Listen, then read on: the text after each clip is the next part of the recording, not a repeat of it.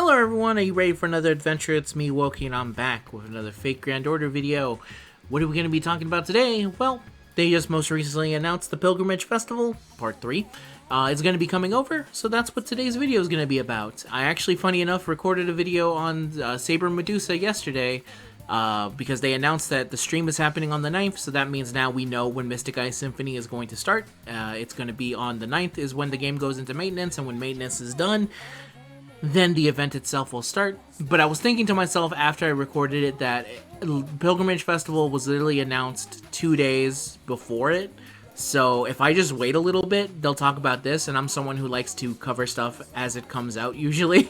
So I said, I'm just going to wait a little bit. I bet it will come out, and then I'll talk about that first, and then actually go into Saber Medusa. And it worked out that way, so let's talk about Pilgrimage Festival Part 3 now. So what is it? Well, first of all, it's going to be here from June 5th to June 19th. What is the Pilgrimage Festival? It's a way to get old welfares again. Usually in FGO, you have to complete the event to get welfares, and if there's no event, you can't get the welfares. So they added in the shop, the evocation shop, so that you can get old welfares, and they've been adding them slowly into the game. And this time they're going to be adding three fan favorites who got summer outfits, which are going to be Skahak Assassin, Jolter Berserker, and then Hokusai Saber. And if you don't know how the evocation exchange goes, this is how it is. You can get one version of the unit itself, then the 4 copies for NP, their Ascension materials, and then medals if you're someone who's looking to get them to level 120 and max out their pen skills, stuff like that. And then you have it for all of them. All of it will be added. If you already have them and you're looking to get another copy so you can get a rare mana prism, they already thought about that. You don't get rare mana prisms from it. During this campaign, players can obtain the evocation leaves that you need through daily missions or extra missions, and during the campaigns you can also obtain them from daily logins or through limited time master missions. And for login bonus, you can see here it starts on the 5th and it goes all the way to the 18th. Well, you'll get a bunch of evocation leaves and then Saint Quartz along the way, a total of 10 Saint Quartz. The missions are up above, but I'll look at those pretty soon. As far as limited time campaigns go, all these units will have 50% damage bonus, and they'll get 2 times EXP for when you're leveling them up. If you're someone who really loves the characters and their summer outfits and you're looking to get them to level 120, I would really suggest leveling them up while they have this 2 times EXP gain, because I did this for Samba Santa to level 120, the easiest level 120 that I've ever had. It was awesome. I will never have another level 120 just like that. You get so much EXP, especially when you hit a super great suck. It feels amazing to see that. You'll never see the bar fill up quite as much as when it is during time when they are getting 2 times EXP gain for any EXP they get. It's great. As far as the limited master missions go, here we have them. These master missions will be here from the 5th to the 19th, and their reward period will be from the 5th to the 26th of June, of course. And the missions are clear any Ember Gathering quest 3 times, clear it 6 times, clear a free quest or main story map 3 times, raise either one of the servants to level 10, raise any of them to level 40, and then clear all Pilgrimage Festival Part 3 limited missions. You'll get a total of 10 Saint Quartz for completing everything, a bunch of leaves, and a lore, which is really nice. And there will also be a game update added to Skahak, which will give her a much needed buff because she is the weakest of the 3. And if you're wondering how these 3 kind of stack up, I would say that Skahak Assassin unfortunately suffers from being an AoE assassin, so not many people find a need for her. The buff is a very nice buff because it does give, like, it changes it so that your crit strength lasts for 3 turns, and her being a quick servant means you get a bunch of them. You can apply a special attack trait, which gives it Divine give her bonus damage against Divine for 3 turns, and she also gets a 30% NP gauger, which is very nice. But it also ends up being not a lot of people need a AoE assassin, and it can sometimes be a little bit hard when it comes to quick to get them up and running. So it's a nice buff, but she needs more, especially with how old of a unit she is. Like, if you want to know how old she is, for some reason she has a taunt for a target focus. I don't know why she has that, but she does have it. She's not really, she doesn't really feel like one of those units that should have that, but whatever. Hokusai is a solid single target saber. who is obviously, I think, is arts focused. And even to this day, whenever I release a video where you can use an arts unit, a saber, I mean, I'll release it with my units, and then they'll be a comment saying, "Oh, I did it with my Hokusai because it's just that easy when you have her at MP5 and she's dealing so much damage." I'm like, great. And it's true. It's very true. I chose to do this the harder way instead of just focusing in on my welfares. And Jolter can also be solid in terms of damage. She does suffer a little bit from... If you're looking to do challenge quests with her, I believe she can kind of accidentally die pretty easily just because she's a berserker. She doesn't have guts. I think that's the main thing about her. She has a way to evade, but it's for one attack and one turn every turn, which is nice for 3 turns, but after that's gone, one single look at her will be destroyed. But she can do a lot of damage, so if all you need her for is the damage, you don't even have to care about surviving. They'll be dead long before anything else happens. So those are the 3, and of course there'll be summoning campaigns related to them. One that features Kahawk and Skadi, another one that features Jolter and Maeve, and then the last one features, I believe, Osoka Hime and Hokusai. And they're all the summer versions. I'm only going to talk about Skadi and Kiyohime because that's the first one that's coming out, and for a later video I'll do one talking about the other 2 related to, especially because they're going to be coming out pretty quick, like literally a day after Skadi comes out. And after Skadi comes out comes Jolter, and then after that is Hokusai. The good thing about this is that they are all fan favorites, and this is a pretty big bait banner. So if you're someone who is like, should I summon for this? And you only care about waiting for anniversary, this is a bait meant to specifically take your Saint Quartz. I would only summon on these if you were a huge fan of the characters and you had already been saving. That's really usually the best way to do it for those. And for the people who are going to be summoning, I wish you all the best of luck. So let's talk about the 2 units, first of all, that will be on the first banner, which will be Kiyohime Lancer and Skadi, which hopefully shouldn't be too hard to talk about. We'll start with Kiyohime Lancer. Like all summer units, she is limited. Sad, Brynhilder. Kiyohime, she is a Lancer, 2 quicks, 1 arts, 2 buster.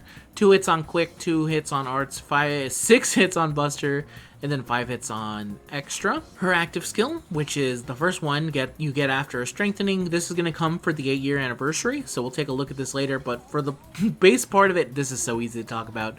This is the current way it's structured. Blazing Summer Passion A reduces all enemies' critical attack chance for 3 turns, 30%, cooldown of 5. This is the buff, which you can see has been significantly increased. Reduces all enemies' critical attack chance for 3 turns, that stays. Inflict burn for 5 turns to them. Charges on MP gauge by 20%. Grants self a debuff on attack buff for 3 turns. Inflicts spread of fire status for 5 turns to enemies when attacking. Increases burn damage by 50%. Crit chance is 30%, the bird damage is 1000, and the cooldown is 5. Her second skill is the Bathing Transformation A, increases on Buster performance for 3 turns, 30% on the cooldown of 5. Pursuer of Love A, 500% chance to reduce one enemy's defense for 3 turns, and then as a demerit, increase their attack by 20% for 3 turns, 30% defense lowering on a cooldown of 5. Her 2 passive skills are Madness Enhancement EX and Magic Resistance D. Her third skill is an anti-berserker attack damage aptitude because even she has to fight herself when it comes to loving the master. And her noble phantasm is the Dojo Ji Kane Hayaku Hachi Shiki Karyu Nagi. The Dojo Ji Bell Method 108. Fire Dragon Mower. Rank A anti-unit, hits 6 times. It's Buster, and I also apologize for my Japanese there. I'm trying to improve it, but it's a learning process. Deals damage to one enemy, 150% chance to seal their skills for 1 turn. At MP level 1, the damage is 600%, and if you get her all the way to MP level 5, it's 1000. And then you can inflict burn to them. At charge level 1, it's 500, and if you get all the way to the final charge level, it's 2500. And starting now, I'm going to start saying what the Bond CEs do. I'm not going to talk about how good they are compared to the unit, but I at least want you to know, because it's weird, because now that the Grand system is out and some people are taking a greater look at the Bond, if for whatever reason you wanted to make one of these units a Grand Servant and you wanted to use them with their Bond CE, I think it's nice to know what they do. A lot of Bond CEs end up being not too special, But I figured there's no negative for me to just say what they do. So I'm going to start saying what they do, even if I don't specifically ever mention how it changes them and stuff, because obviously Bond 10 means you're hyper dedicated to the character.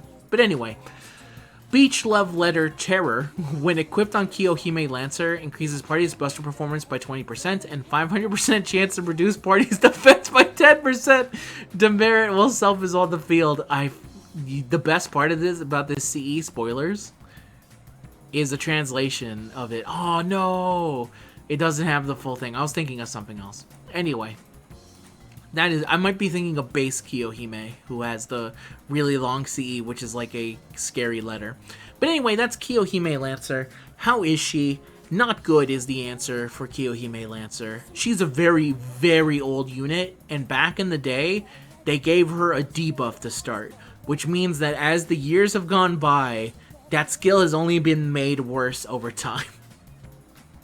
Even though the increase of their attack by 20% for 3 turns isn't the worst thing in the world, it's still a demerit. It's still pretty bad. I'm not gonna lie, it's still a very bad effect. This first effect is a nice start for them to eventually get to the point where I could see them maybe going to make her a more burn damage thing. One thing what I think would probably be nice, which is what they're going to add eventually, is her having some kind of way to take advantage of them on fire, like 150% bonus damage to anyone with burning. In that case, she would be really good, especially if she's paired up with another servant who also really likes them for them to be on fire, which is she's right here. She is Yang Gufei, who's someone who also has a knack for putting people on fire. I think if they ever did that to Kiyohime, you can make a pretty silly burn team with them together. But as it stands right now, Kiyohime is unfortunately just too old. Like, this second skill, some servants do this as, like, we're doing this, and then also we have about 2 to 4, 5 more effects to it. So she needs a little bit more help. I like they started with the first skill, but they need to keep going, and that was over 2 years ago. So unfortunate. If you're a big fan of Kiyohime, well, you can see right there that, I'm not going to stop you from loving Kiyohime, but her unit definitely needs work, and I hope that you someday get it. So that's Kiyohime Lancer, and now let's move on to the other unit, which is Skadi. Waiting for it to load.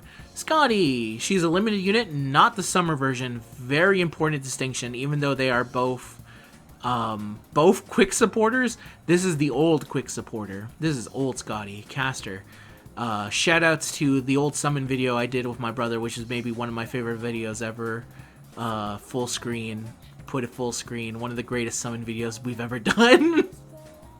I can put a clip of it right here because it always makes me laugh. Well, stop the recorder. No, just put it in. Plug it in. No. This is how we do it. Put it full screen. Okay. Full screen. It's in full screen. It's full screen. Full screen. It's There. not full screen. Where's there? As you can see, my almost 600 quartz are almost gone. But I have Skadi.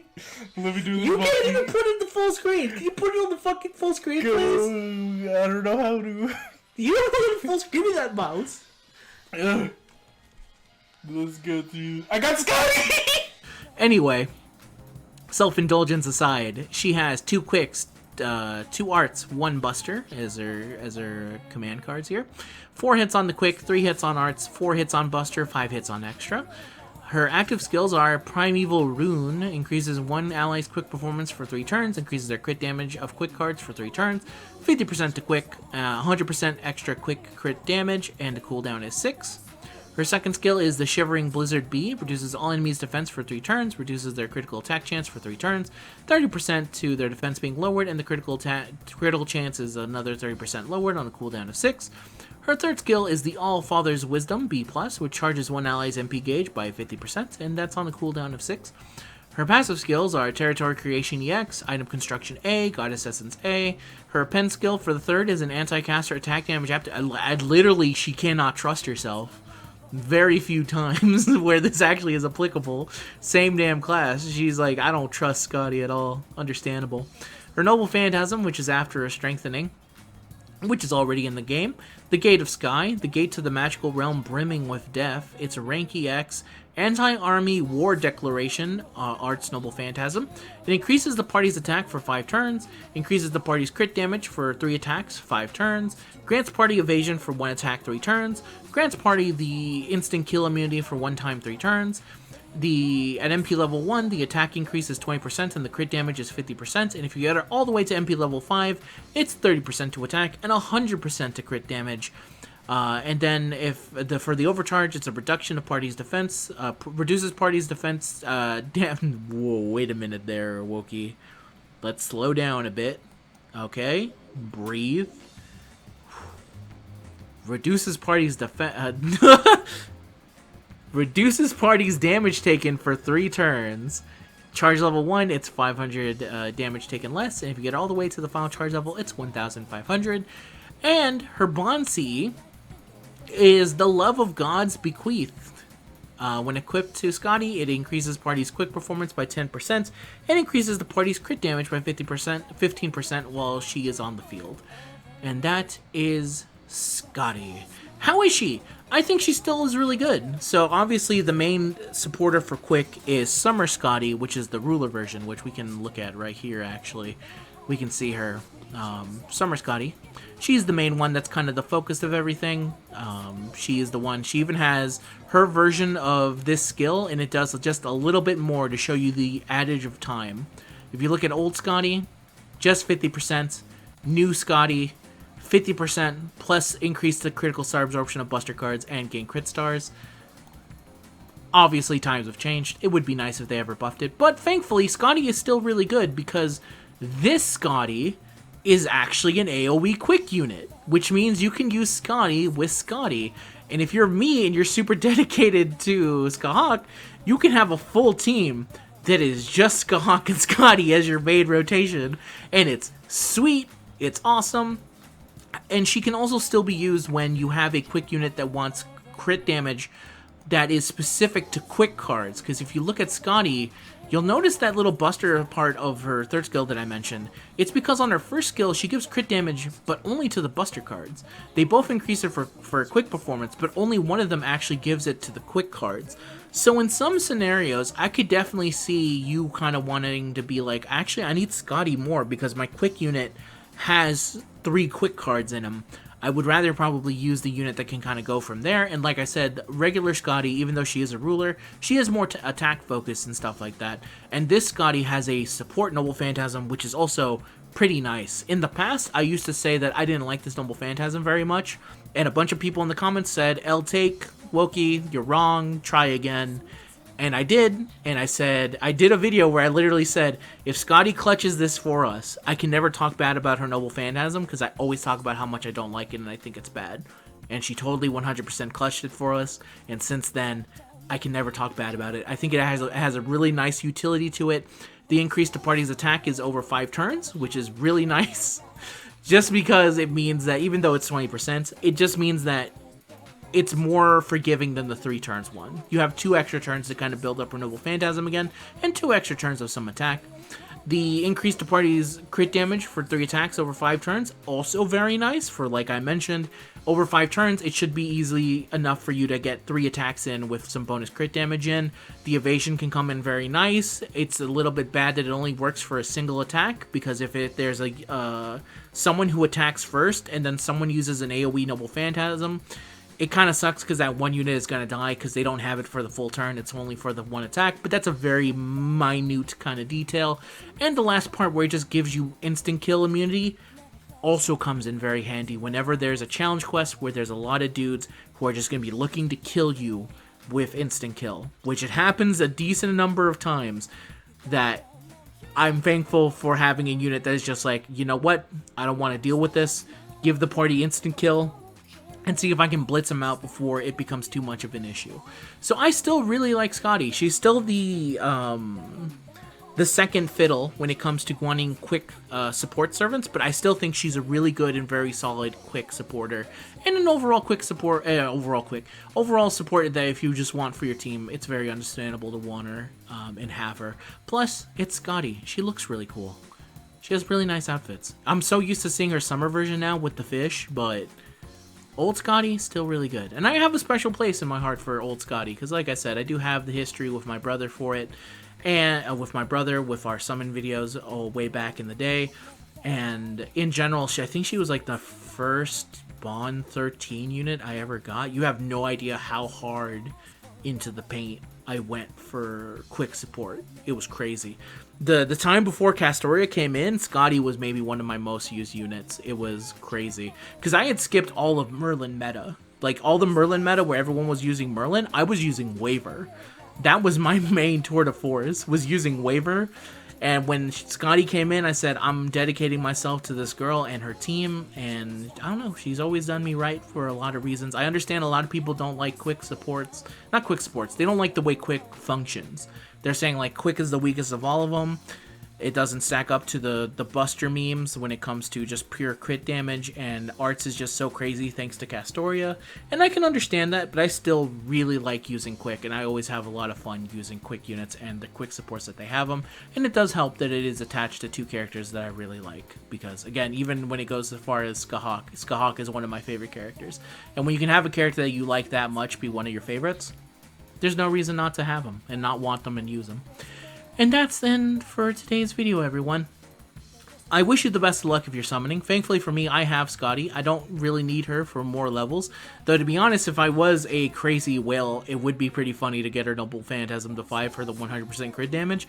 But I'm not about that life. I don't have very many NP5. Actually, that's not true. I have 3 at a MP level 5. 4? Maybe 4. I forget if my waiver's MP4, but either way, those usually become because the game gives me them, or because I waited over 2+ years to summon a whole bunch for them. And Skadi was definitely one that I wanted to try for, and I got the 1 copy, and I was perfectly happy with my 1 copy. Similar to Castoria and stuff like that. But either way, I wish you all the best of luck going for her. I know that there was someone in the comments who was telling me, so hey, Wookie, it hasn't been announced yet. Is it coming soon? And I said, I really don't know, but hopefully soon it should be coming up. And it did. So I wish you the best of luck going for Skadi, because I know that was the reason why you wanted to go for it. That's the end of the video, everyone. Thank you very much for watching. I'll see you probably tomorrow for that Medusa Saber video. And I'll see you guys next time. Peace out. Bye.